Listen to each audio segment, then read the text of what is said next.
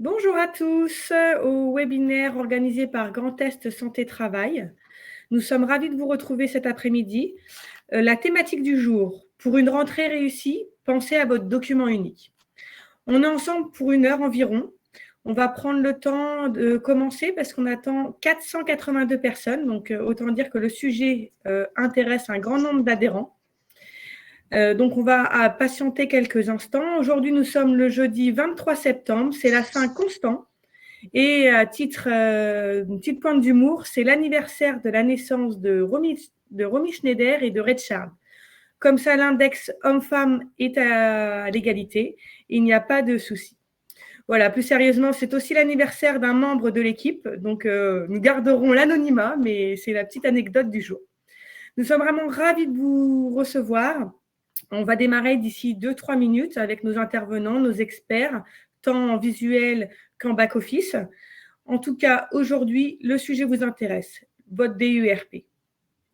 On vous invite à mettre votre écran en pleine page afin de pouvoir visionner de manière agréable la présentation que vous pouvez voir. On va bientôt commencer. Vos micros sont volontairement coupés, mais à tout moment, ne vous inquiétez pas, on n'en manquera pas d'avoir un lieu d'échange lors de la fin du webinaire par une période de questions-réponses. Voilà, on va attendre quelques petits instants, ça se connecte, hein, les compteurs montent. On vous invite à être gentiment installé et puis prendre un petit café, un petit thé avec nous. Hein, c'est un petit moment d'échange. Le webinaire, c'est ce qui a vraiment d'être intéressant. Au fil du webinaire, vous verrez sur la partie droite de votre écran, il y a une partie sondage. On aimerait avoir votre retour. Ça nous permet à nous, l'équipe, de nous analyser, de comprendre les fonctionnements, les dysfonctionnements, ce qui vous a moins paru facile. Et donc, n'hésitez pas à interagir avec nous au niveau du sondage pour analyser la prestation. Voilà, il est 14h02. On va encore attendre 2-3 minutes. Et puis, on va commencer. Je propose en attendant que nos chers adhérents se connectent, qu'on fasse un petit tour de table virtuel. Donc, je vais vous présenter nos experts. Donc, je vous présente Nathalie Beyer d'AST67. Bonjour à tous. Je vous présente Fabien Tibidaz de AST08. Bonjour à tous. Je vous présente Anne Gallois de Gaz BTP. Bonjour. Frédéric Brandt de Reims Santé au Travail.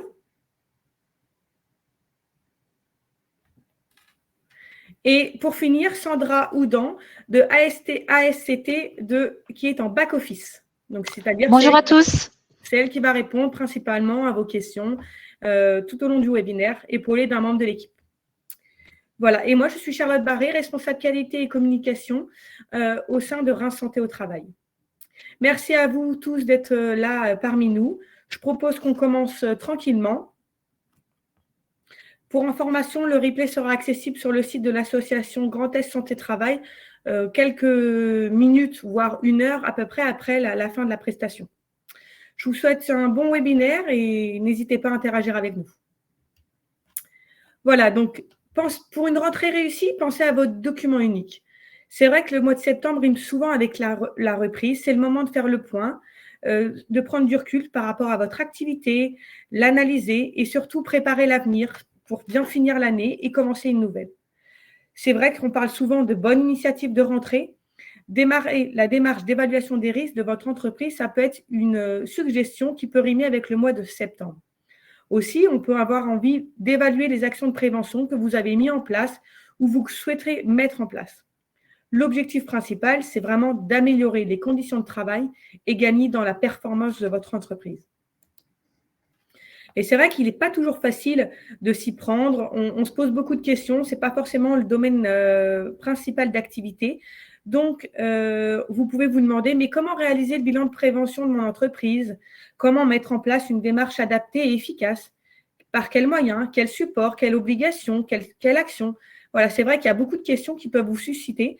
Et c'est pour ça que, pour nous, il est important de vous transmettre que la prévention, ça ne s'improvise pas. Voilà, donc on va rentrer dans le vif du sujet. Je vais laisser la parole à Nathalie qui va vous présenter la construction de ce webinaire. Voilà, donc au sommaire aujourd'hui, on vous a préparé quelques bons petits chapitres, notamment la prévention, c'est quoi et quel est l'intérêt de cette démarche? Un petit rappel sur le cadre réglementaire. Également, les différentes étapes de réalisation donc, du document unique d'évaluation des risques professionnels, puisque c'est pour ça que vous êtes là tous aujourd'hui. Avec la présentation d'un modèle possible, il en existe plein, on va vous en présenter un qui pourra peut-être vous aiguiller. Également, la présentation d'un cas concret avec un métier bien particulier. Également, on partagera ensemble des conseils en prévention, mais également des outils qui seront disponibles, que vous pourrez utiliser après le webinaire et adapter à vos besoins. Et bien évidemment, nous ne manquerons pas de répondre à toutes vos questions utiles.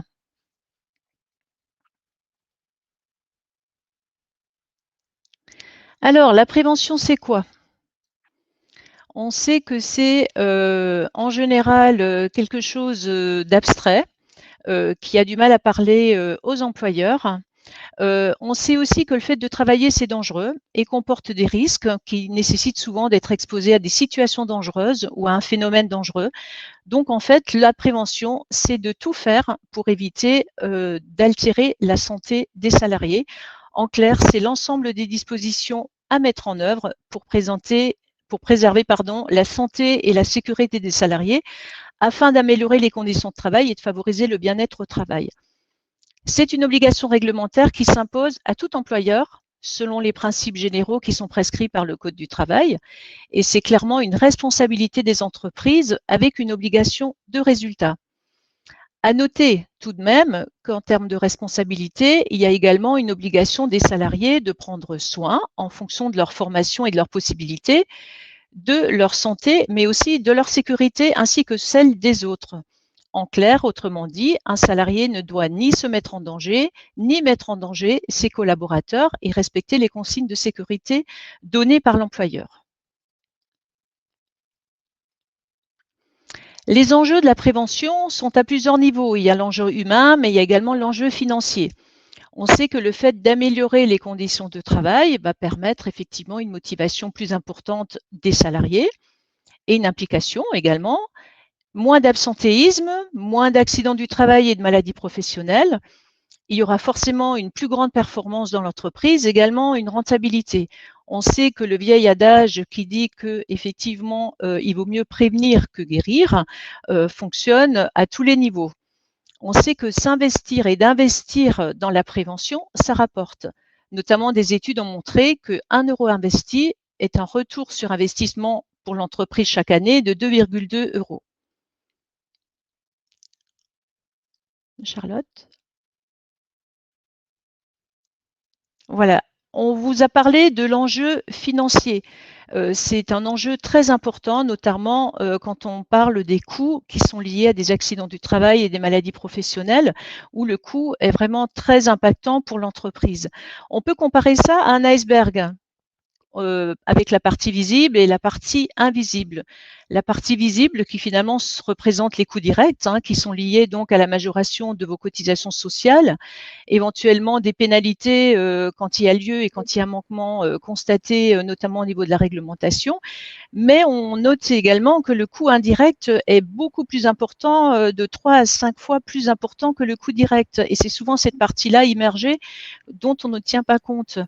À noter que dans ces coûts indirects, on a tous les frais donc liés à l'arrêt de la production quand il y a un accident du travail, à la perte de productivité, aux frais de remplacement soit du personnel ou du matériel et de la gestion également du dossier administratif et bien d'autres encore.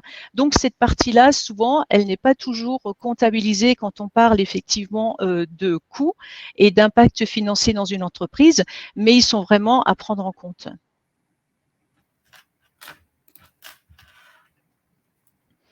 Alors la prévention en quelques chiffres, là aujourd'hui le constat est que effectivement avec les derniers chiffres publiés en 2019, les chiffres sont assez parlants. On se rend compte que 45% des employeurs aujourd'hui ont actualisé leur DU ou élaboré en premier lieu, malgré cette obligation légale qui est quand même assez ancienne. On a également 38% des entreprises et des établissements de moins de 10 salariés uniquement et seulement qui ont réalisé donc leur document unique d'évaluation des risques, mais lié aussi au fait que souvent l'employeur dans ces petites entreprises est seul avec la démarche, est seul merci, est seul et ne sait souvent pas comment faire. Souvent, c'est pas forcément la priorité ou simplement, en fait, les risques sont mal considérés par l'employeur en pensant qu'effectivement, ce n'est pas utile finalement de lister les risques vu l'activité. Par contre, on notera que 90% des documents uniques sont réalisés dans les entreprises de plus de 50 salariés. Tout cela parce que souvent, il y a la présence d'un comité d'hygiène et de sécurité ou d'un service spécifique, donc sécurité, en interne dans l'entreprise et qui est en charge effectivement de prendre en compte cette démarche d'évaluation des risques. Alors, l'intérêt de cette démarche, elle est simple, c'est de vous faire prendre conscience des risques et de les connaître. C'est la plus grande difficulté. C'est d'identifier et effectivement établir un diagnostic des risques dans une entreprise. Ensuite, c'est de mettre en place une démarche de prévention, c'est-à-dire des mesures qui visent à améliorer la performance de l'entreprise. L'objectif étant aussi de définir des actions de prévention, de les suivre et de les mettre à jour. L'évaluation des risques n'a aucun intérêt si on ne met pas en place des mesures de prévention et qu'on les suive et qu'on les mette à jour régulièrement. Et la condition de réussite de cette démarche, bien sûr, c'est d'impliquer le personnel parce que sans eux, en fait, on ne pourra rien faire. Et c'est vraiment un engagement de tous les collaborateurs. Tout simplement, ce sont les salariés qui sont amenés donc à mieux connaître leur travail, puisque ce sont eux qui sont exposés en permanence. Ils vont pouvoir parler de leur travail, mais surtout, c'est eux qui auront la solution aussi.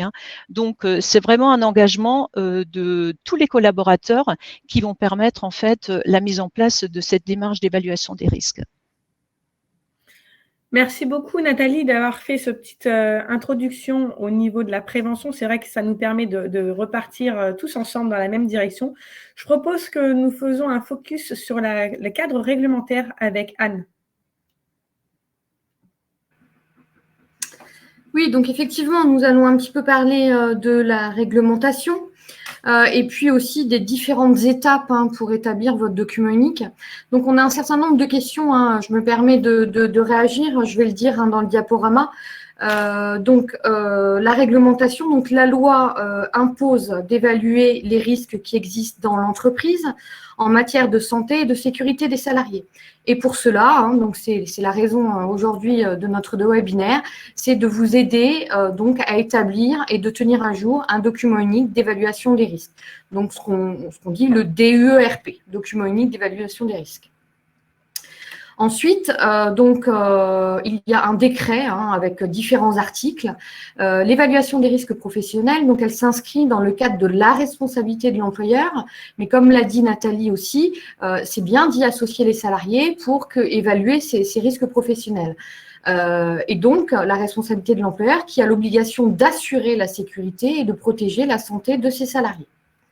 Donc, on va lister tout au long de ce webinaire un petit peu les différentes étapes pour vous aider justement à évaluer ces risques. L'employeur, donc, il transcrit dans un document. Alors, nous, on va vous montrer des exemples, mais il n'y a pas vraiment de modèle type. Donc, vous transcrivez, vous mettez à jour dans un document unique les résultats de votre évaluation des risques pour la santé et la sécurité des travailleurs.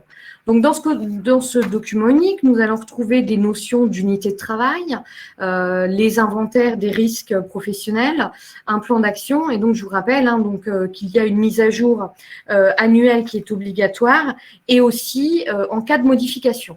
Alors, en cas de modification, par exemple, donc on a quand même connu l'année dernière une pandémie avec le Covid. Et donc, ça faisait partie des choses qu'il fallait mettre à jour. Donc, on a fait des webinaires un petit peu spécifiques pour la mise à jour Covid, évaluer les nouveaux risques générés par le Covid. Voilà, on pourra peut-être en débattre un petit peu plus tard. Ce document unique, donc, il doit être tenu à la disposition des travailleurs. Je vous invite à leur faire une présentation une fois qu'il est fait, de les associer, de créer éventuellement des groupes de travail, tenu à la disposition des membres du CSE, donc c'est ce qu'on appelait avant le CHSCT ou les instances qui en tiennent lieu. les délégués du personnel, le médecin du travail, les agents de l'inspection du travail, les agents de la CARSAT, les agents de l'OPPBTP et puis plus particulièrement donc les inspecteurs de radioprotection. C'est vraiment pour des métiers bien spécifiques, hein, les travailleurs qui sont exposés au rayonnement ionisant. Voilà, donc il doit vraiment être tenu à la disposition. Il faut que ce soit affiché. Les salariés doivent savoir où ils se trouvent. Donc, en règle générale, il n'est pas obligé d'être en format papier, hein. Vous pouvez l'avoir en format informatique. Mais il faut vraiment que les salariés sachent où ils se trouvent et qu'ils soient mis à la disposition. Donc, voilà un petit peu pour tout ce qui est réglementation et code du travail. Une petite précision quand même. Donc, par contre, si vous manquez à vos obligations, hein, donc si vous ne faites pas votre document unique tout simplement ou si vous ne le mettez pas à jour, donc l'employeur, hein, il est passible d'une amende si le DEU n'est pas rédigé.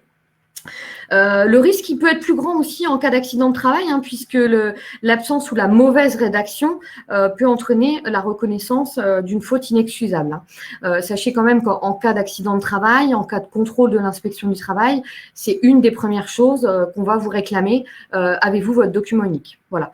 Alors, en cas de contrôle simple, j'ai envie de dire qu'on va vous donner un délai, on va vous dire rapprochez-vous de votre service de santé au travail qui va pouvoir vous accompagner. Mais par contre, en cas d'accident, effectivement, on va vous le réclamer. S'il n'y a pas, ça peut vraiment entraîner une reconnaissance de faute inexcusable. Voilà. Hein, donc, et puis, c'est une amende entre 1 500 et 3 000 euros par unité de travail. Alors, comment faire en pratique? Donc là, hein, vous voyez, il y a une petite roue. Hein, donc, c'est vraiment pour que vous voyez qu'on évalue les risques, on fait un plan d'action, on les met en œuvre, on réévalue, on met à jour. Donc, voilà, c'est vraiment, ça tourne.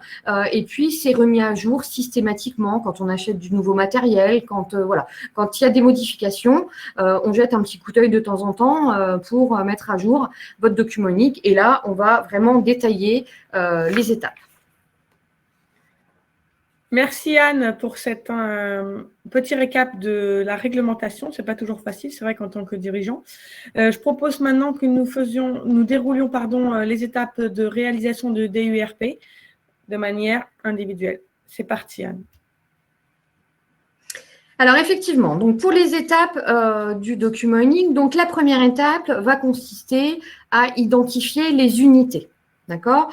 Donc, les unités de travail, donc l'employeur, je vous l'ai déjà dit, hein, transcrit et met à jour le document unique, l'inventaire des risques. Alors, qu'est-ce que c'est qu'une unité de travail? Alors, une unité de travail, c'est pas nécessairement un poste de travail, une fonction, une activité, mais bien une situation de travail. Je vous ai donné tout à l'heure l'exemple du Covid. C'est bien une situation de travail dans laquelle un ou des salariés ont été exposés à un même danger. Voilà. Donc, il y a vraiment une notion d'unité de travail qui est importante dans la rédaction du document unique. Donc, la première étape, voilà, on identifie les unités de travail. Ensuite, donc, dans la seconde étape, on va sélectionner les situations de travail. Donc, cette étape 2, donc, elle consiste à prendre la situation de travail dès l'entrée, donc comme vous le voyez, hein, dès son arrivée jusqu'à son départ. Donc, le salarié qui part de son domicile et qui va se rendre sur son lieu de travail jusqu'à ce qu'il rentre chez lui le soir. Donc, il faut se poser un maximum de questions. Hein, toutes les questions qui vous viennent, il faut se les poser. Comment ces situations de travail, elles sont réalisées? Combien de temps on met pour réaliser cette situation de travail? Qu'est-ce que j'utilise? Est-ce que j'ai des produits chimiques? Est-ce que j'utilise des machines? Est-ce que j'utilise des matériaux? Et puis aussi, à quelle fréquence, hein? Donc, il est vraiment important d'associer votre personnel à cette sélection, puisque bon, c'est quand même eux qui sont sur le terrain, qui créent les situations de travail. Donc, vraiment, vous pouvez faire des groupes de travail pour justement bien sélectionner toutes les situations de travail. Donc, il y a des outils aussi qui existent pour ne pas en oublier. Voilà. Donc, on visualise une journée de travail pour les situations de travail. Donc, ça, c'était la deuxième étape. Et puis après, ça commence un petit peu à se corser, où là, on va vraiment identifier les situations dangereuses. Donc, ça consiste à identifier, à repérer, en fait, hein, les situations dangereuses. Quelles sont les tâches qui présentent un risque pour la santé et la sécurité de mes salariés. Donc là, on vous a mis quelques exemples. Donc, des situations dangereuses, donc la préparation et puis l'organisation des travaux. Donc, je prends souvent l'exemple d'un maganisier, un poste de magasinier. Vous devez identifier les situations dangereuses dans l'activité de stockage. Demandez-vous, par exemple, s'ils disposent de matériel suffisant d'aide à la manutention, comme des diables, des chariots élévateurs. L'évacuation des déblais, demandez-vous si ça génère des déplacements, est-ce que l'activité est réalisée manuellement ou si elle est mécanisée. Alors, pareil pour le levage et puis la manutention, la circulation du personnel. Circulation du personnel, donc la conduite de véhicules sur la voie publique, à ne pas oublier, puisque le salarié qui se rend sur son lieu de travail, donc circulation du personnel sur la voie publique. Alors, demandez-vous si les conducteurs disposent des formations suffisantes, des autorisations de conduite pour tous les engins aussi. Est-ce que vos véhicules sont en bon état? Est-ce qu'ils sont adaptés à l'activité demandée? Est-ce que des mesures ont été prises aussi pour limiter les vibrations, pour les commerciaux par exemple, qui sont toute la journée? Est-ce qu'ils ont des sièges correctement réglés, correctement adaptés? Bon, ensuite, on a tous les travaux de construction, les travaux de réhabilitation et d'entretien, l'utilisation des machines. Donc, l'utilisation des machines, on va retrouver le nettoyage de pression, l'utilisation de bouteilles de gaz, les écrans. Est-ce que les écrans dans l'administratif sont-ils adaptés? Est-ce qu'ils sont bien exposés par rapport à la luminosité? Ou encore les bouteilles de gaz. Donc, je précise, ce sont vraiment des exemples de situations. C'est à vous de les adapter à vos activités. Alors, l'utilisation de produits chimiques, donc c'est vrai que produits chimiques, on va retrouver chez les coiffeuses tout ce qui est les soins, les colorations. Dans le bâtiment, on va avoir les peintures, les vernis, voilà. Bon, un certain nombre de produits chimiques.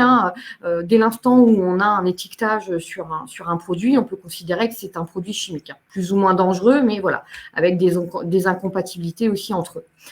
Les travaux sur matériaux générant des poussières, donc est-ce qu'il y a des ventilations suffisantes? Est-ce que mes salariés ont des équipements de protection individuelle suffisants? Est-ce que j'ai de la ventilation? Donc les poussières de farine, les poussières de bois, enfin voilà, ou la poussière tout simplement. Et puis encore, une fois, tous les travaux aux contraintes particulières. Voilà, donc là, ce sont quelques exemples. Et donc, toutes ces situations, donc c'est vraiment à enrichir en fonction de votre évaluation des risques et de votre identification des situations dangereuses. Ensuite, on va retrouver différentes grandes familles. Donc, vous voyez, on vous a listé vraiment toutes les grandes familles de risques qui existent. Donc, les chutes de plein pied, les agents biologiques, les machines et circulation interne. Vraiment, il y en a énormément. Bon, je vais prendre que quelques exemples. On va prendre les risques de chute de plein pied. La situation dangereuse, on va être sur un sol encombré. Quel est le dommage? Je peux avoir une plaie, une contusion, enfin un hématome. Qu'est-ce que je mets comme action de prévention? Donc voilà pour les chutes de plein pied. On va avoir aussi les postures et les gestes répétitifs. Donc tout ce qui est posture de travail, le travail à genoux, les gestes répétitifs, la station prolongée, la station assise aussi prolongée, bien évidemment. Donc avec des dommages de TMS, les troubles musculo-squelettiques. Des actions de prévention, on organise le poste de travail. C'est vrai qu'une secrétaire qui va être toute la journée derrière son ordinateur, on va faire un aménagement, on va organiser son poste pour qu'elle soit dans les meilleures conditions possibles pour travailler. On met en place des équipements de protection individuelle pour les travaux à genoux, par exemple, avec des genouillères. Donc voilà pour les gestes répétitifs, les risques liés à la manutention. Donc je ne vais pas tous vous les lister. Par contre, n'oubliez surtout pas donc les risques psychosociaux aussi, donc qui sont bien évidemment à évaluer. Donc les risques psychosociaux. Quels sont les salariés qui sont coupés dans leur activité par des appels téléphoniques? Est-ce qu'il y a des salariés qui sont en coactivité avec d'autres salariés? Ça peut générer du stress. Est-ce que j'ai des salariés qui accueillent du public? Voilà, donc vraiment, les risques psychosociaux, c'est une grosse partie à identifier que vous oubliez assez souvent. Ça entraîne donc des symptômes de stress, des troubles de l'attention, des violences externes. Et qu'est-ce que je mets en place, Donc, je peux aménager le temps de travail, organiser le travail en concertation avec le salarié. Voilà, tout un certain nombre de situations, d'actions de prévention que vous pouvez mettre en place. Voilà, donc pour les grandes familles, vous voyez qu'il y en a quand même un certain nombre et il y en a probablement d'autres que l'on n'a pas cités dans notre webinaire. Et n'oubliez pas le risque Covid. Le risque Covid, donc, c'est un risque qui effectivement a été l'année dernière, nous avions fait de nombreux webinaires pour accompagner les chefs d'entreprise à mettre en place ça. Donc, par exemple, dernièrement, on m'a posé une question. J'ai mes salariés qui vont intervenir dans un EHPAD. Est-ce que mes salariés doivent être vaccinés ou pas? Voilà, donc ça peut faire partie d'une situation de travail. Qu'est-ce que je mets en place? Comment je l'évalue? Et quelles sont les actions de prévention?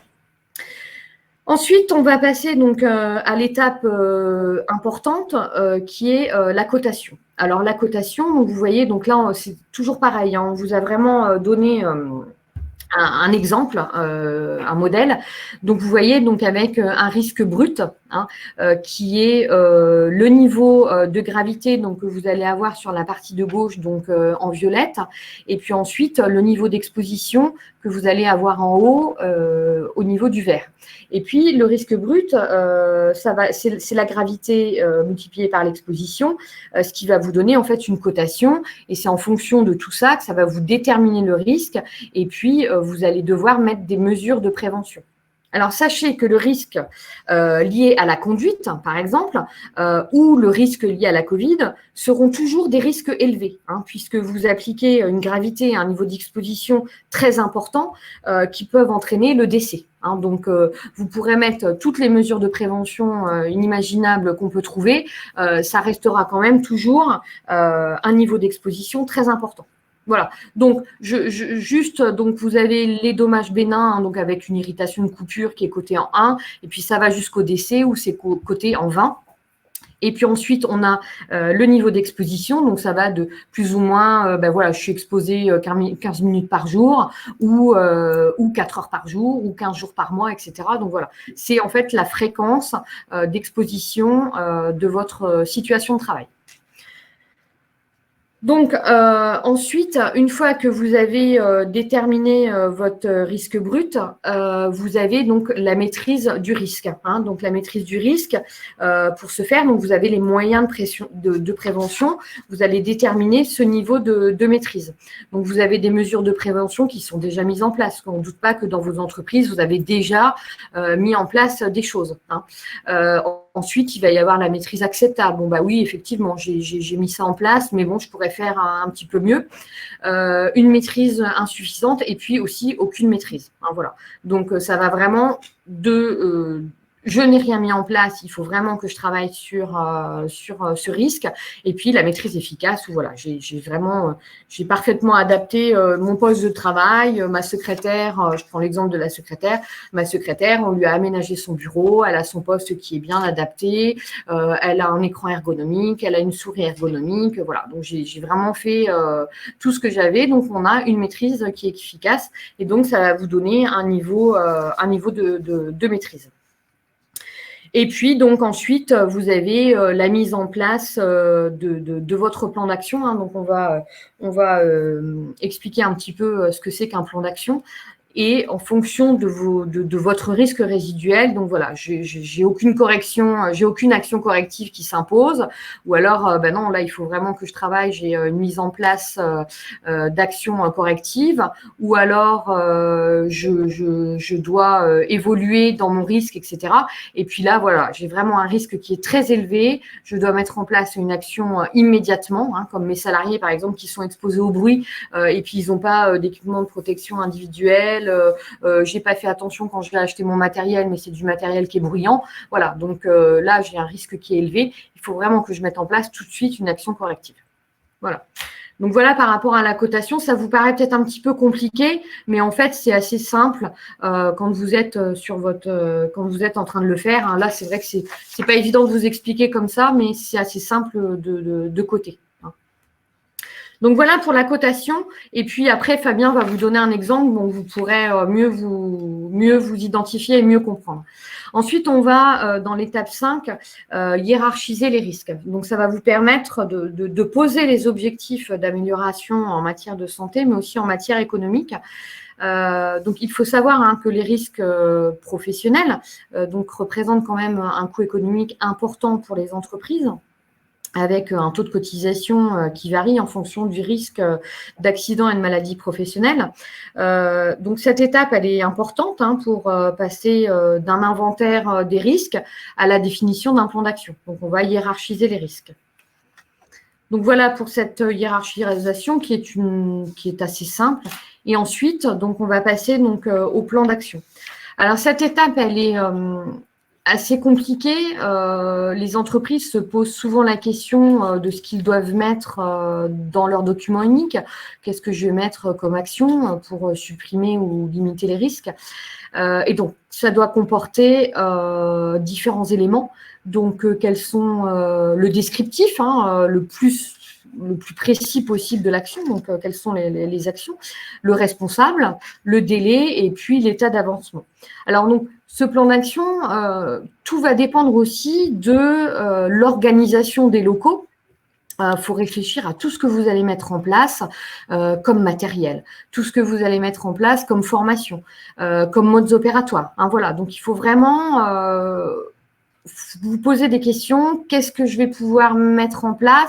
Si c'est du matériel, si c'est des formations, ou voilà. Donc, c'est vraiment cette étape qui est très importante pour identifier. Une fois que vous avez identifié, donc c'est vraiment l'étape finale. Voilà, je vais mettre en place.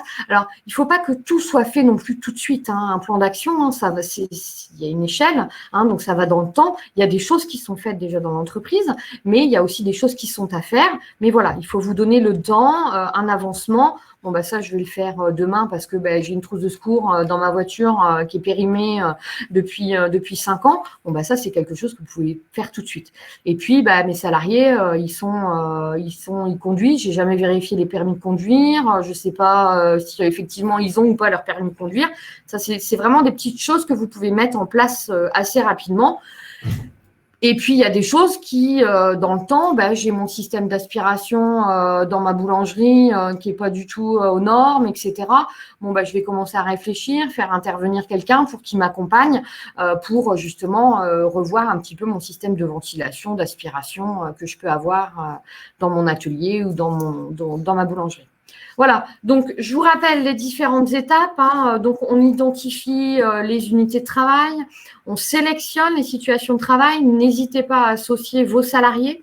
Ensuite, on identifie les situations dangereuses et puis on les cote. Voilà, on les cote de la moins dangereuse à la plus dangereuse. Et puis ensuite, j'établis mon plan d'action. Voilà. Donc, je vais laisser la parole à Fabien qui va vous expliquer. Merci Anne pour cette décomposition de la structure d'un DUERP. C'est vrai que pour les non-praticiens, ça peut vraiment faciliter la réflexion et le lancement de la démarche. Je propose maintenant qu'on rentre dans le vif du sujet avec un modèle possible de DUERP par l'intermédiaire de Fabien. C'est à toi, Fabien. Oui, merci Charlotte. Donc, nous allons discuter ensemble d'un modèle possible, d'un DUERP. On est parti sur un poste, alors déjà oui, effectivement, avant le poste, une trame possible. D'ailleurs, c'est une question qui revient relativement souvent.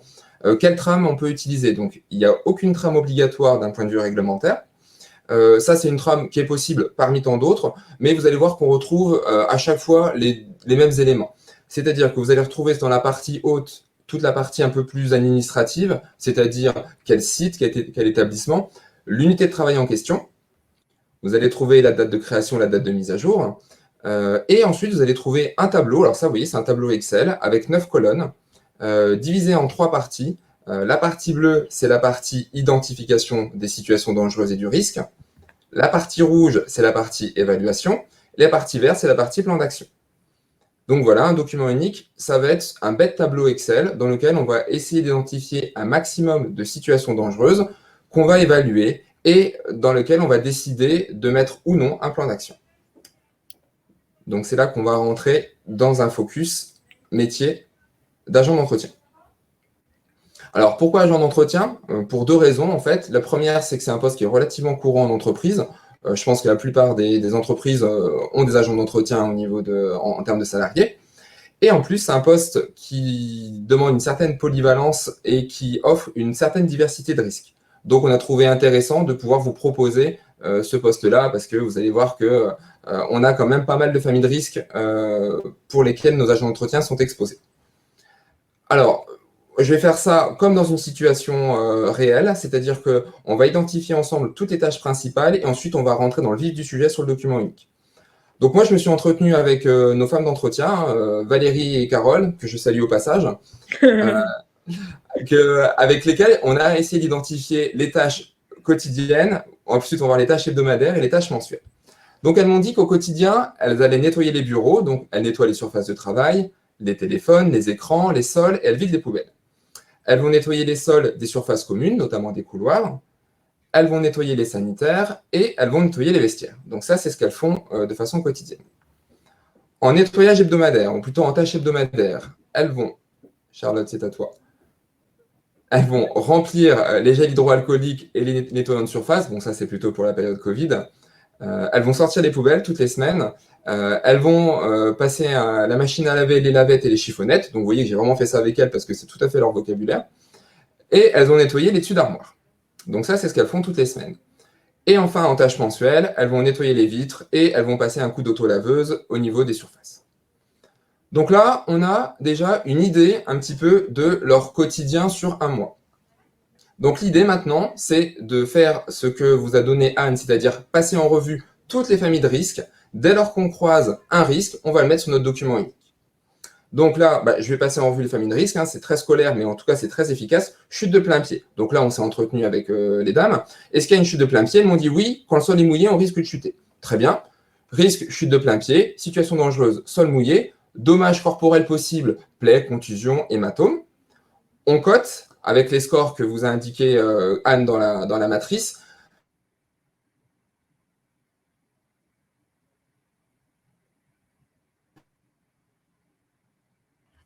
Allô, Fabien? Soit technique, c'est que si j'hésite entre deux, je prends le plus défavorable. Donc là, j'ai estimé que c'était un dommage grave 4. L'exposition, on a considéré que c'était une exposition modérée. 4 x 2, 8. On a un risque brut à 8. En termes d'actions de prévention existantes, elles m'ont dit qu'elles portaient des chaussures de sécurité avec des semelles antidérapantes. Et en plus, elles me disent qu'elles mettent un petit panneau attention sol glissant lorsqu'elles passent la lavette. On a une bonne maîtrise à 0,5, ce qui fait que le risque résiduel, 8 x 0,5, on est à 4. C'est plutôt un risque faible, donc du coup, pas forcément besoin d'avoir un plan d'action. On continue. Est-ce qu'il y a d'autres risques de chute de plein pied? Elles me disent oui, des fois, il y a des câbles au sol. Très bien. Câble au sol, fil électrique au sol, avec un risque, toujours un dommage, plaie, contusion, hématome. On est à peu près sur la même cotation en termes d'évaluation, 4 x 2, 8. Pour l'instant, il n'y a rien qui est mis en place, donc maîtrise, elle est nulle, ce qui veut dire qu'on est maîtrise à 1, et donc le risque résiduel est égal au risque brut. Et là, par contre, on est rentré dans un plan d'action, donc on a dit, soit on allait mettre des chemins de câbles, soit on allait faire passer les fils quand c'est possible en passage aérien. Et on a décidé que c'était la maintenance qu'elle allait mettre en place en septembre 2021. Ok, chute de plein pied, est-ce qu'il y a d'autres risques? Elles me disent non. Risque suivant, chute de hauteur. Est-ce qu'il y a des risques de chute de hauteur? Elles me disent oui. Quand on nettoie en hauteur, notamment les vitres et dessus d'armoire, on a un risque de chute de hauteur. Ok, on note ça. Risque de plaie, contusion, hématome.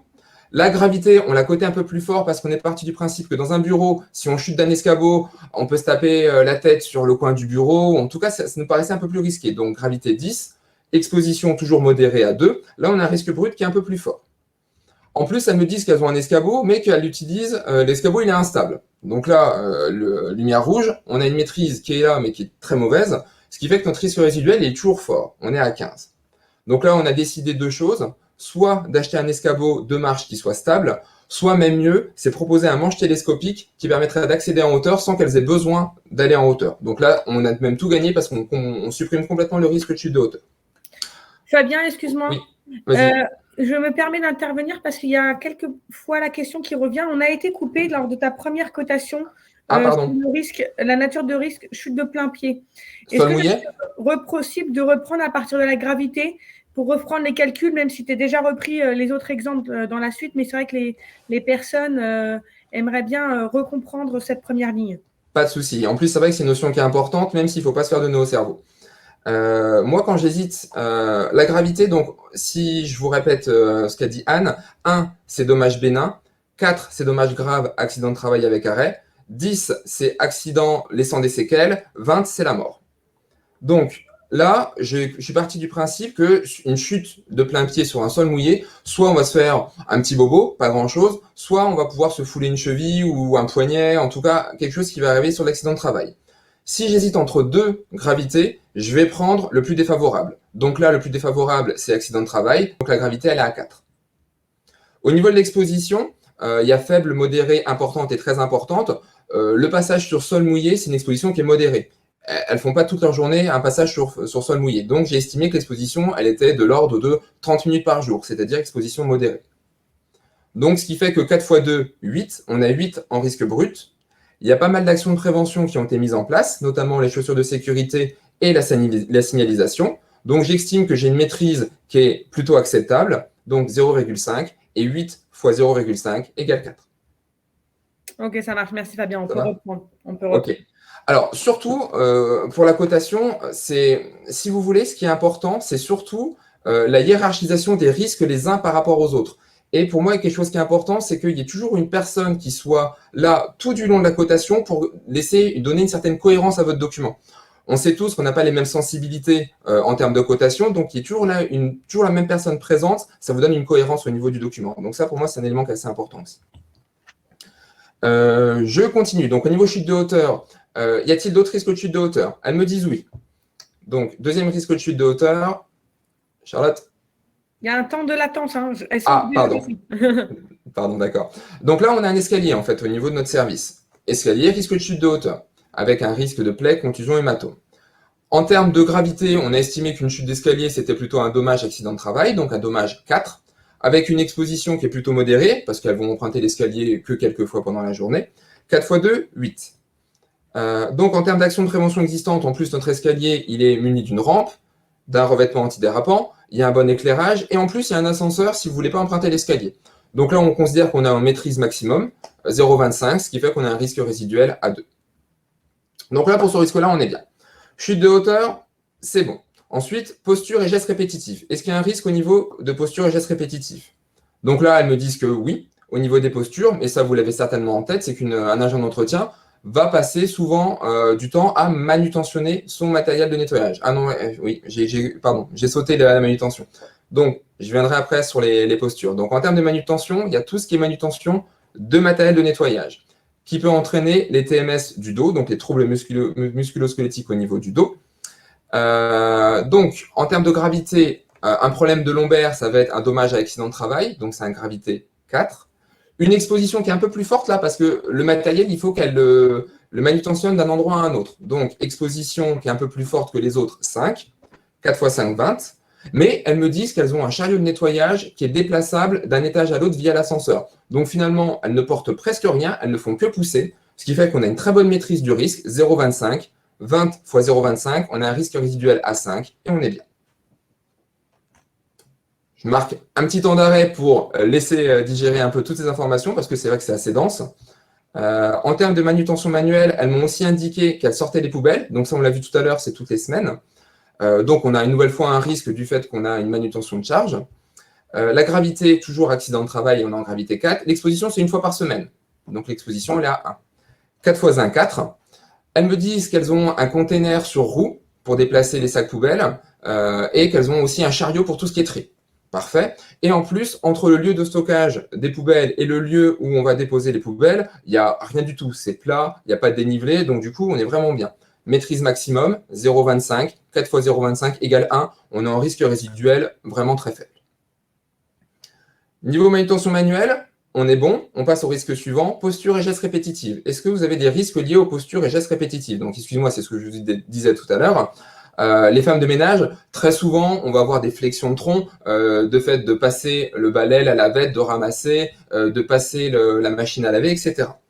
Donc, à nouveau, on a un risque de troubles musculo-squelettiques au niveau du dos. Gravité, accident de travail avec arrêt, donc c'est 4. Exposition, c'est une position assez importante, 5. 4 x 5, 20. En termes d'action de prévention existante, on leur a mis à disposition un manche télescopique au niveau du balai à franges, ce qui fait qu'elles ont le balai assez haut et elles gardent le tronc droit. On a rehaussé les machines à laver et les sèche-linges pour que l'accès au niveau de l'hublot soit à bonne hauteur, donc ça c'est bon, et elles ont une formation geste et posture. Ce qui fait qu'on a une maîtrise qui est tout à fait acceptable et qu'on a un risque résiduel qui descend à 10.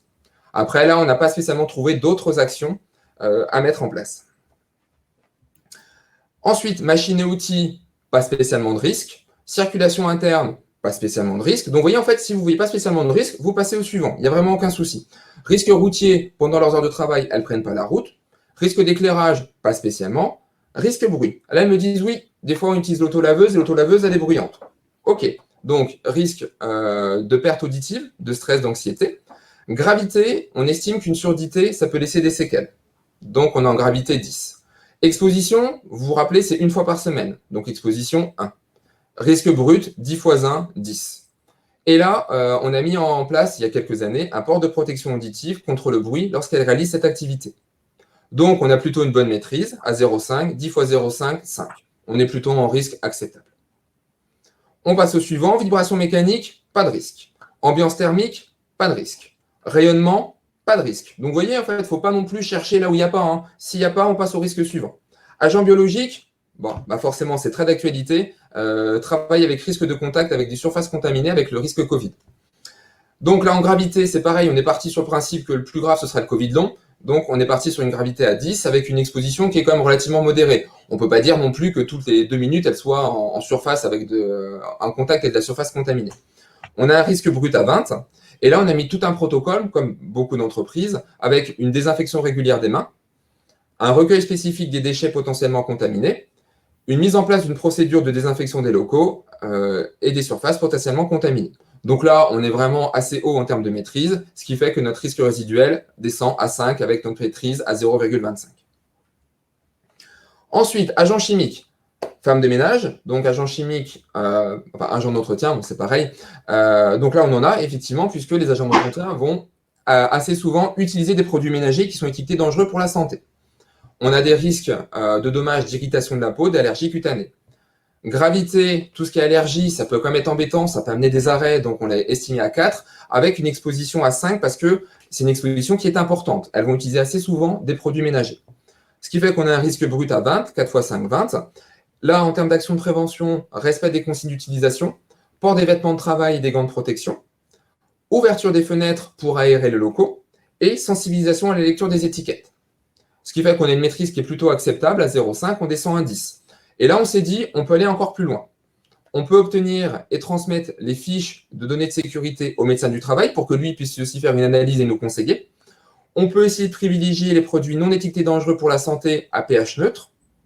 Et on peut essayer d'éviter les produits surodorants ou à odeur rémanente qui sont plus concentrés en parfum et qui sont plus source d'allergie cutanée.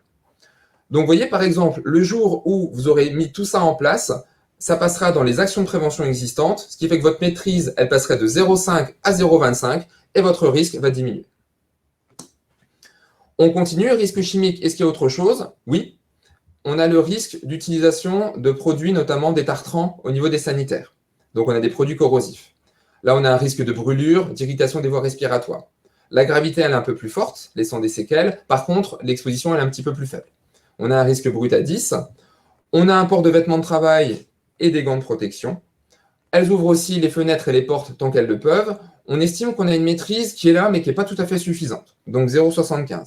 Ce qu'on a préconisé en port d'action, c'est qu'elles portent des lunettes de sécurité lorsqu'elles réalisent cette activité, pas forcément tout le temps, lorsqu'elles utilisent des produits qui sont corrosifs.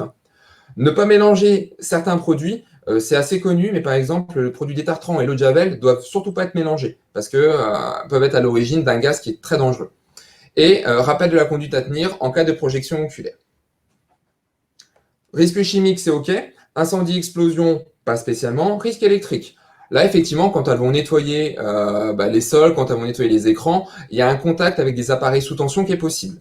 Donc, on a un risque d'électrisation par contact. La gravité d'électrisation, on l'a estimée assez grave, à 10. Et l'exposition, elle est quand même modérée. Donc, ça fait 10 fois 2, 20. Nous, ce qu'on a mis en place, c'est que toutes les armoires électriques sont fermées à clé. Et en plus, on vérifie périodiquement toutes nos installations électriques par un organisme agréé. Donc, on estime qu'on a une bonne maîtrise de ce risque-là, 0,25, ce qui fait que notre risque résiduel descend à 5. Et j'en ai bientôt fini. Le risque utilisation d'écran, donc les agents d'entretien n'utilisent pas d'écran, donc il n'y a pas lieu d'avoir. RPS, elles n'ont pas senti l'idée de nous dire qu'il y avait des RPS, donc on passe au suivant. Coactivité, en général, elles interviennent seules, donc il n'y a pas de risque de coactivité. Mais par contre, justement, ce risque d'intervenir seul va entraîner un autre risque que vous voyez apparaître à l'écran, qui est le travail isolé. Effectivement, si à un moment donné, une des deux dames n'est pas là, qu'est-ce qui se passe s'il y a un accident? Comment on peut gérer l'accident, quelqu'un qui va avoir un malaise ou qui va avoir un accident grave et qui est toute seule? Donc là, on a estimé que la gravité pouvait être importante, avec une exposition qui est quand même assez faible, qui est modérée, et nous, on n'avait rien mis en place. Donc, on a décidé, pour prévenir ce risque, de prévoir ce qu'on appelle un PTI, c'est-à-dire un protecteur travailleur isolé, quand la personne travaille seule. Donc, un PTI, en fait, c'est un boîtier, et quand ce boîtier se retrouve en position allongée trop longtemps, par exemple quelqu'un qui va avoir un malaise, il va prévenir une tierce personne qui va pouvoir justement donner l'alerte au niveau des secours. Et enfin, un dernier risque autre qu'on a réussi à identifier, c'est encore en cas d'accident, comment elles prennent en charge la collègue qui est en cas d'accident. Donc là, on a une gravité qui peut être assez importante si on ne sait pas réagir, avec une exposition qui, normalement, est assez faible. Donc nous, on a affiché des consignes de sécurité et les numéros d'urgence en cas d'accident. On a une employée sur les deux qui est formée sauvetrice secoureuse du travail, SST, donc qui normalement connaît les bons gestes. Et en plus, on a une trousse de premier secours qui est pas loin. Donc, on a une maîtrise qui est relativement bonne, maîtrise à 0,25, ce qui fait que notre risque résiduel descend à 5. Et voilà. Là, on a parcouru toutes les grandes familles de risques. Donc, vous voyez, on a trouvé combien? Une quinzaine de risques au niveau de notre unité de travail. On est assez complet. Je ne dis pas qu'on est forcément exhaustif. Votre document unique, c'est un document qui doit vivre de toute manière. Donc, si un jour vous vous rendez compte qu'il y a un risque qui apparaît auquel vous n'aviez pas pensé, il sera toujours temps de le remettre dans votre document unique. Ça, c'est vraiment pas un souci. Mais pour moi, une des bonnes méthodes, vous voyez, c'est de faire de façon très scolaire un passage en revue de toutes les grandes familles de risques. Dès qu'on le croise, on le met sur le document unique. La sémantique, c'est pas si important que ça. L'important, c'est que vous compreniez l'activité qui est dangereuse et ce que vous avez mis en place. Et vous voyez, au final, on obtient un document assez complet avec un plan d'action et des choses à mettre en place. Merci Fabien pour ce focus métier. Et c'est vrai que c'est un poste vraiment polyvalent qu'on peut retrouver dans de nombreuses entreprises. Donc, c'est vrai que c'était vraiment un bon choix de notre part. Maintenant, il est important quand même de faire un focus sur la prévention et sur les conseils qu'on est capable d'apporter à l'ensemble de nos adhérents. Donc, je vais laisser la parole à Frédéric. Frédéric, c'est à toi.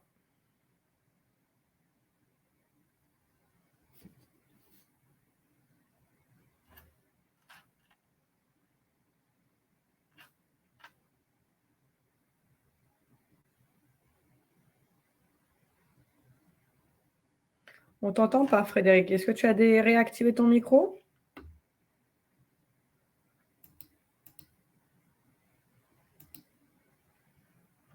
Fred, tu es là? Alors, on a un petit souci. On a un petit souci de notre collègue. C'est pas grave. Est-ce que, en attendant que Fred retrouve le chemin du webinaire, est-ce qu'un de nos experts... Ah, ça y est, voilà. Allez, vas-y, go. Les latences du système, les joies du direct. Il voulait absolument pas me réactiver mon micro. Voilà, j'ai réussi à passer outre. Donc, on va pouvoir continuer à avancer sur les conseils de prévention.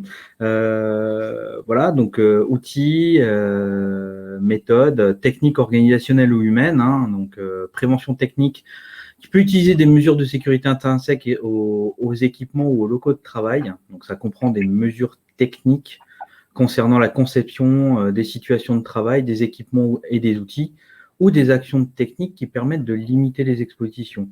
D'un point de vue prévention organisationnelle, ça vise à mettre en place une organisation efficace pour prévenir tout risque au travail. Ça pourra comprendre, par exemple, la création de consignes, de procédures, de modes opératoires ou encore d'actions de communication. Et pour les entreprises qui le souhaitent, il y a des référentiels qui existent, des référentiels ISO notamment. Les mesures de prévention humaine, donc l'information et la formation adaptées en santé et sécurité au travail, hein, mais aussi sur les bonnes pratiques au poste de travail, les bonnes façons de faire pour éviter de se mettre en danger. Voilà, le principe, c'est de développer des comportements sécuritaires de tous les salariés dès leur embauche et tout au long de leur parcours professionnel.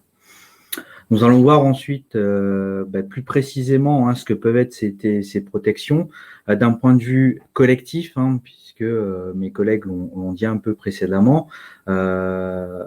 Si on ne peut pas supprimer le risque, il faut mettre en place de la protection et on privilégie toujours la protection collective sur la protection individuelle, qu'on va voir aussi un petit peu en termes d'exemple par la suite. Protection collective qui peuvent être de 4 types. La consignation d'une fonction dangereuse lors d'intervention. Hein. Par exemple, si j'interviens sur un circuit électrique, l'idée c'est de couper et de consigner l'arrivée électrique pour éviter que quelqu'un la remette en service pendant que je suis en train d'intervenir dessus. Ça évitera d'avoir les cheveux frisés à l'issue de l'intervention. L'atténuation de la nuisance, par exemple le bruit, hein, on va le mettre dans une boîte pour éviter qu'il se diffuse dans l'ensemble de la zone de travail, voire même de l'entreprise dans sa globalité. On va éloigner la source du danger, du risque de l'opérateur, du salarié, du travailleur, ou encore mettre en place un obstacle pour éviter que le travailleur se rapproche trop près de la zone dangereuse. Voilà. Le principe de la protection collective, hein, c'est de protéger l'ensemble des salariés et pas uniquement le salarié à son poste de travail comme un équipement de protection individuelle. Alors, pourquoi porter un EPI? Donc, un équipement de protection individuelle hein, qui protège uniquement l'utilisateur ou le visiteur contre les risques professionnels, tels que les risques biologiques, chimiques, mécaniques, le bruit, les risques thermiques, le rayonnement ionisant ou non ionisant, hein, les lasers, les ultraviolets, les chutes de hauteur ou les risques électriques. Je vous propose pour la suite de faire un petit peu une approche, parce que si vous avez eu une présentation de situation pour le document unique hein, par Fabien, de faire une approche par partie du corps, en prenant en compte les parties du corps à protéger, en parlant de protection collective et de protection individuelle. Et on va démarrer par la protection des mains, hein, notre premier outil de travail. Donc en termes de protection collective possible, vous avez... par rapport à la protection mécanique, je ne sais pas si Charlotte, tu as pu passer la diapo suivante. Voilà, merci. De protéger tous les organes en mouvement pour éviter de mettre la main là où ça peut faire très mal. Ou encore le risque biologique hein, pour éviter le contact. Hein, on va travailler sous vase clos. Les équipements de protection individuelle possibles pour les mains, c'est les gants hein, ou une hygiène adaptée pour bien se laver les mains et éviter toute contamination complémentaire. Deuxième partie du corps, la tête. Donc, on va utiliser des équipements de protection collective hein, tels que des mousses pour éviter de se cogner la tête, de se protéger thermiquement hein, du chauffage ou de la climatisation pour se mettre à l'abri du soleil, par exemple, hein, pour les travaux en extérieur, et l'équipement de protection individuelle possible, hein, notamment les casques ou casquettes qu'il faut entretenir, remplacer, stocker convenablement. Et nettoyer, bien évidemment, puisque sinon on arrive sur un risque biologique. Organe suivant, hein, les yeux, avec une protection mécanique hein, pour éviter la projection de particules. Donc on peut mettre des parois de protection ou même pour l'utilisation de produits chimiques. Hein, l'idée c'est d'éviter toute projection de produits et de contact avec les yeux.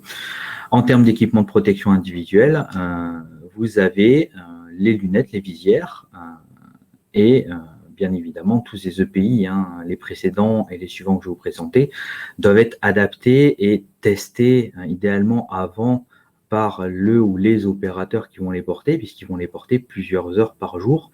Et s'ils ne sont pas confortables, mal supportés, il y a de fortes chances qu'ils soient portés par le plan de travail et non pas par les opérateurs eux-mêmes. Protection du corps, pour la protection suivante. Donc, vêtements de travail, blouse, combinaison intégrale, éventuellement combinaison jetable pour les travaux extrêmement salissants ou polluants, avec, par exemple, s'il y a une problématique de visibilité, on améliore l'éclairage en termes de protection collective. J'ai mélangé un petit peu la collective et les protections individuelles, excusez-moi, et les vêtements de visibilité pour la partie éclairage en termes d'équipement de protection individuelle. Pour la protection des pieds, on va baliser la zone pour éviter de se cogner ou de se faire cogner par un équipement en mouvement. Et pour les équipements de protection individuelle possibles, chaussures, bottes de sécurité ou simplement des chaussures antiderpantes, s'il n'y a pas de risque d'écrasement ou de chute d'objets lourds sur les pieds. Alors, bien évidemment, chaussures confortables, quel que soit le métier, et surtout pour les métiers nécessitant de longues postures debout. Protection des oreilles, on parle de bruit. Protection collective possible, l'encoffrement, comme je vous disais tout à l'heure, mais aussi les techniques de réduction du bruit par des protections acoustiques, permettant de limiter la diffusion du bruit dans une zone de travail, un atelier, mais même des bureaux. Puisque souvent, quand on travaille dans des open space notamment, le bruit diffus peut être complexe, notamment pour la concentration. En termes d'équipement de protection individuelle possible, du bouchon jetable jusqu'au bouchon meublé, en passant par les casques, à adapter aussi en fonction de l'activité et de la nécessité du port et de la nécessité d'enlever ces protections auditives quand on arrive dans des zones moins bruyantes. Protection des chutes. Donc là, ça va être les lignes de vie, les garde-corps, les plateformes, les échafaudages et les nacelles pour travailler en sécurité en hauteur. Et sur ces équipements-là, ce sera quasiment systématiquement en complément un équipement de protection individuelle, tel que harnais et système absorbeur d'énergie pour éviter la chute. Et dernière grande famille, protection des voies respiratoires. Donc là, le principe sur la protection collective, c'est d'éviter au maximum les émissions et quand il y en a, de les capter au plus près de la source avec des systèmes de ventilation. En termes d'équipement de protection individuelle, il y a bien évidemment les masques de protection respiratoire qui peuvent être à ventilation libre ou à ventilation assistée. Donc là, c'est le pays qui fait l'effort respiratoire et qui permet une protection adaptée. Voilà quelques exemples. Il faut trouver les éléments adaptés aux situations de travail et aux salariés pour que tout se passe dans les meilleures conditions possibles. Et quand on est sur des équipements de protection individuelle, qu'ils soient portés et convenablement portés. Merci. Oui, merci Fred de nous avoir fait une approche comme ça du corps pour l'ensemble des protections collectives ou individuelles qui peuvent exister et qui sont à disposition des salariés. Je propose que, c'est vrai qu'en tant qu'adhérent, il n'est pas toujours facile de se repérer dans tout ce contenu théorique qu'on a pu transmettre. Mais est-ce qu'il existe un partage d'outils par des centres de médecine du travail. Donc, Fabien va peut-être nous aiguiller sur le sujet. Ça nous permettrait d'avoir une boîte à outils qui pourrait encore plus nous aider que les canevas que vous avez pu transmettre. Eh bien oui, chère Charlotte, quelle transition incroyable. Il existe pas mal d'outils sur différents sites qui vont pouvoir vous aider à rédiger ce document unique. Je pense spécialement à... Charlotte, je crois que la petite latence qui nous met un petit peu encore dedans. Il ne faut pas paniquer, les diapos sont sans cesse passés, mais il y a un temps de latence. Pas de souci. Celui-là, il est bien long. Alors, pour les entreprises du BTP notamment, l'OPP BTP met à disposition un logiciel qui est fort pratique, que vous trouvez sur préventionbtp.fr, qui vous aide à évaluer vos risques et à mettre en place votre document unique. Pour tous les domaines d'activité, l'AST67 met aussi à disposition un outil sur ast67.org. sur AST08, donc sans vouloir faire de publicité, qui est mon site, vous retrouvez un guide document unique, d'ailleurs dans lequel vous trouvez la trame qui a été utilisée pour l'agent d'entretien et la matrice d'évaluation. Donc, si vous avez aimé un petit peu cette façon, si vous l'avez trouvé simple, n'hésitez pas à aller voir ce guide. Si vous êtes adhérent d'ACST, ACST met à disposition de leurs adhérents mon diagnostic prévention, qui permet aussi d'aider à la rédaction du document unique. Pour les restaurateurs, garagistes, transporteurs, commerces alimentaires et non alimentaires, aide à domicile, l'INRS met OIRA à disposition. Vous trouverez aussi cet outil sur inrs.fr. Pour les pâtissiers, chocolatiers, confiseurs, poissonniers, boulangers, charcutiers, traiteurs, le site de préventionartisanat.fr met également à disposition un logiciel qui est plus orienté sur les risques spécifiques à ces métiers. Et enfin, pour les chaudronniers et les garagistes, la CARSAT Bourgogne-Franche-Comté va mettre aussi à disposition un logiciel sur evrp.carsat-bfc.fr. Donc, vous retrouvez bien sûr tous ces liens dans le support qui sera mis à votre disposition sur le site du GEST. Merci Fabien. Juste un petit instant avant de sortir notre Pense pas bête. Petit rappel, le sondage vient de sortir sur la partie droite de votre écran. N'hésitez pas à interagir avec nous. Ça nous permettra d'évaluer la prestation. Merci beaucoup. Fabien, je te redonne la main. Ok. Et dans tous les cas, de toute manière, rapprochez-vous de votre service de santé au travail pour connaître la possible aide que votre service peut mettre en œuvre pour vous aider à rédiger ce document unique. En synthèse de tout ça, qu'est-ce qu'il faut retenir ? Le document unique, d'ailleurs cette question a été posée à plusieurs reprises, c'est un document qui est obligatoire pour toutes les entreprises, quelle que soit la taille, quel que soit le secteur d'activité, à partir du moment où vous employez un salarié. C'est un document qui a maintenant 20 ans, puisqu'il avait été mis en œuvre par le décret de novembre 2001, et c'est un document qui quand même commence maintenant à être présent au niveau des entreprises. C'est un document qui a pour vocation d'initier une démarche d'amélioration continue pour gagner en performance avec tous les collaborateurs de l'entreprise. Ce qu'on voit, nous, beaucoup en tant que préventeurs, c'est des entreprises qui ont sollicité une entreprise extérieure pour rédiger ce document unique.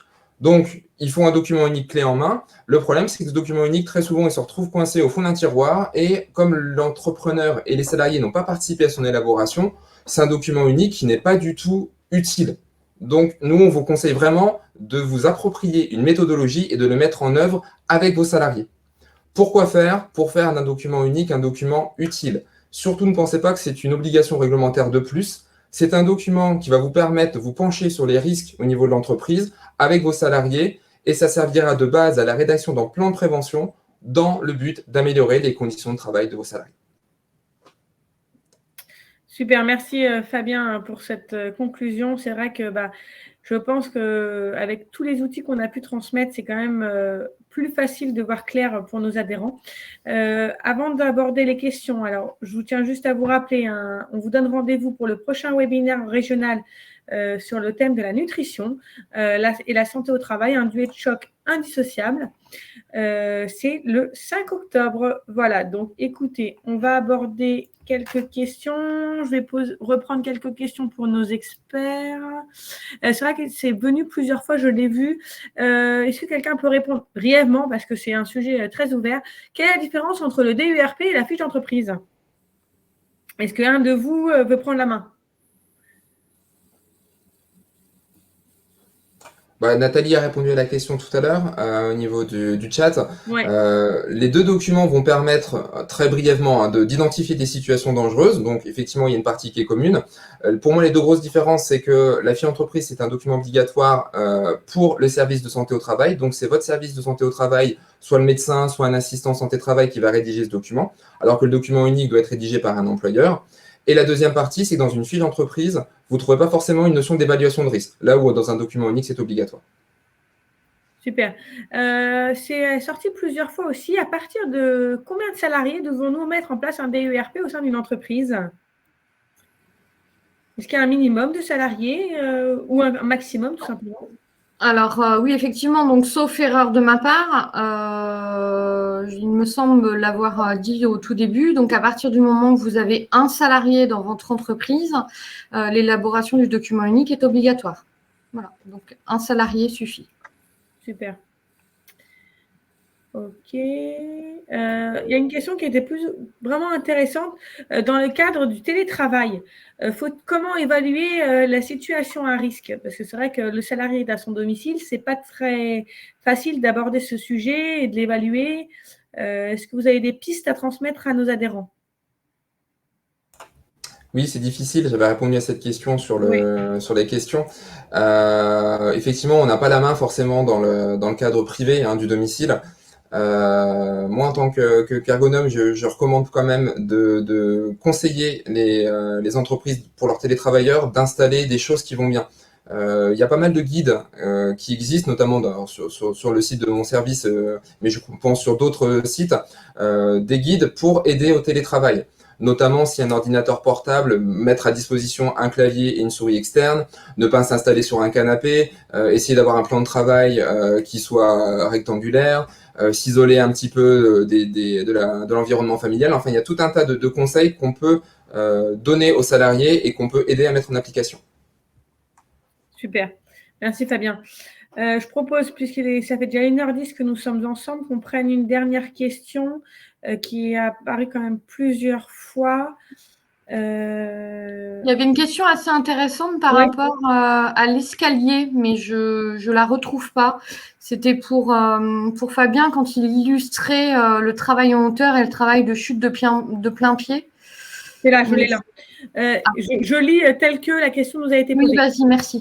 Bonjour, le risque escalier est forcément catégorisé dans chute de hauteur, car même si on chute dans un escalier, on garde tout de même les pieds au sol, donc pourquoi pas le mettre dans la catégorie chute de plein pied? Cette question a été posée au moment où Fabien vous a déroulé le DER pour un enjeu d'entretien. Pourquoi pas? Enfin, c'est vrai que cette notion entre plein pied et hauteur, à partir de quel moment on est en hauteur, en plein pied, je vous dirais ok pour les deux. On vous reprochera jamais en fait d'avoir mis plein pied à la place de hauteur ou vice versa. C'est pas ça qui est important. Ça marche. Il y a un adhérent qui nous remercie, qui nous dit que c'était très clair et concis. Donc voilà, je vous le transmets à nos experts. Allez, une dernière question et puis après on va se laisser. C'est des questions qui n'ont pas du tout été traitées. Donc où peut-on trouver la liste avec toutes les natures de risques? Allez, je vais le prendre.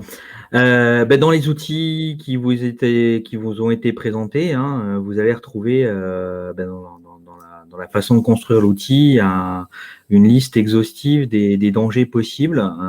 Sur le site de l'INRS aussi, notamment, vous avez plein d'éléments, dont un guide d'aide à l'élaboration du document unique, où vous aurez quelque chose d'assez exhaustif sur ce sujet-là.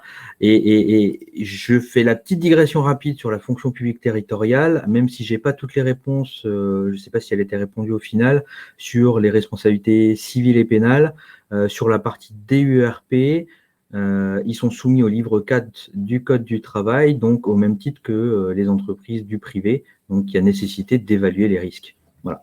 Ça marche. Merci beaucoup, Fred. Je complète, si tu veux bien, simplement. Là, dans le webinaire, Anne a listé tous les risques, donc vous le retrouvez aussi sur le support qui sera mis à disposition sur le site du geste. Super, j'allais y venir, mais parfait, merci Fabien. De toute façon, le maître mot, c'est pour toute demande d'information, n'hésitez pas à contacter votre propre service de santé au travail, parce que comme vous l'a expliqué Fabien, juste en amont de la conclusion, l'ensemble des services ont des outils sur le fond identiques, mais sur la forme légèrement différents. Donc, n'hésitez pas à nous contacter. Et en tout cas, nous, on a été vraiment ravis d'avoir partagé ce moment avec vous. C'était vraiment riche en questions, en échanges. Et puis, au vu des réponses qu'on a eues dans les questions, dans le chat, eh ben, ça vous a plu. C'était clair, concis. Donc, voilà, on est vraiment contents. On vous donne rendez-vous, comme j'ai pu vous le dire en amont de la conclusion, le 5 octobre à 14h pour le prochain webinaire régional. Et on a vraiment hâte de vous retrouver.